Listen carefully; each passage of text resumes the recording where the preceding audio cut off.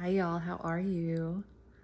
I am between lessons, and our topic for today is how to identify and help students with perfectionism, with perfectionistic tendencies. And of course, as singers and teachers ourselves, we absolutely have experienced some of this. So, something that I see, there's a particular behavior that comes up quite a lot with my students who have these perfectionistic tendencies.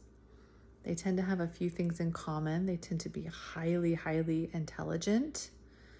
They're big thinkers. They really think through things. And they also tend to be extremely hard on themselves. So those are the few things that I see in common in the behavior that I see that presents itself in voice lessons. And this is across the board. I have like 2 or 3 students right now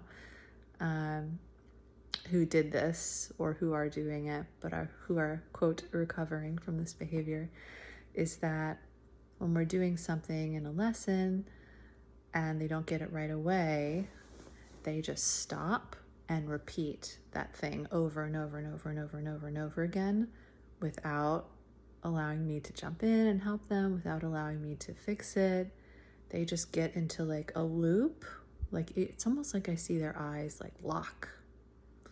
And then they'll just sing that same thing, like same 3 or 4 notes, whatever, over and over and over and over again. So when I first saw this behavior, it was with this very dear student of mine, probably several years ago. And he would do it so much in a row that I couldn't interrupt him. I couldn't talk. He would just go off. And so we came up with a signal. Let's see if I can hold my phone. It's a sports signal. I'm going to hold my phone with my legs. And I would go like this. Like that, and I would have to kind of do this in his face, and you guys might know that that means time out, time out. So that was like a cute, sort of respectful, but sort of silly way that we agreed on together. I'm gonna sit back again. It's nice to put my feet up between lessons. That's a signal that we agreed on. So when he started to loop, that I would do that kind of timeout signal and that he would stop himself. And then another thing that was helpful for him and my other students who have experienced this is to just name it compassionately. Just say, hey, this is what I'm seeing. I know that you are so intelligent, that you have this wonderful drive to really get things immediately. But what I'm seeing from you is that you're repeating the same, when you don't get something right away, you repeat the loop of it over and over again, and you're not allowing me to help you. And I know it feels like that's probably the most efficient use of your time, is to just stop and do it over and over. But what you're doing is actually practicing that skill the wrong way instead of stopping and allowing me to help you. So I get the impulse to do that, and I explain to them, like, I see this with my super intelligent students who are also hard on themselves. So it's a bit of a compliment, and it's the truth. I'm not just saying that, but yeah, that's kind of my way of handling it. And then they will often say something back to me like, oh yeah, I do that, I just really want to get it, I just la. So I give them some space to talk about it, and then I say, okay, I think what we're going to do is I'm going to toss up this timeout sign. What do you think about that? Is that okay with you?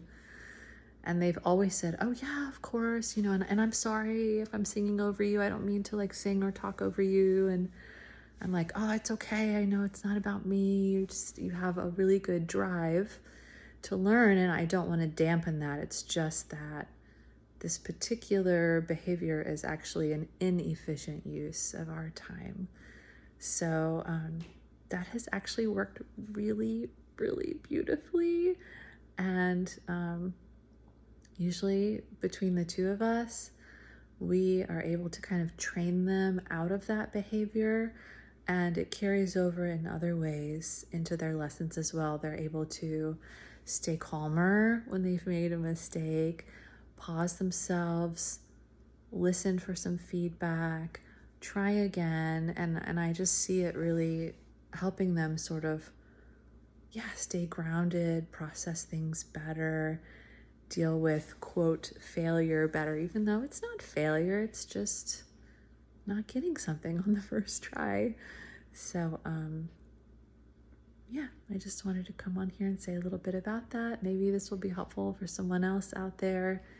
It's such a joy and an honor and a pleasure to watch these students of mine grow, take in this new information, learn to be a bit kinder and softer with themselves. So just thinking about that today. Hope everyone is well, and I will see you next time.